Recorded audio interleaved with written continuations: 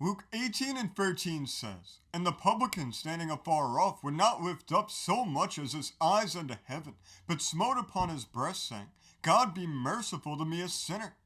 The Pharisee that was praying next to him was doing the opposite of what we find here. He kept saying I when he prayed. He said I 5 times. It was all about himself, all about his supposed holiness, how great he was, and how well he was keeping the law. But the mistake that he made is one that many people make today too.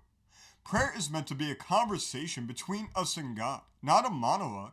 The Pharisee wasn't talking to God, although he claimed to be. He was talking to himself. In verse 11 it says, "The Pharisee stood and prayed thus with himself." We find the opposite, though, when we're looking at the publican. He wasn't trying to validate himself before the Lord by listing off all the things that he did right and all the ways that he was better than everybody else. He was just honest. He was just vulnerable. He was just real. And that's what God's looking for.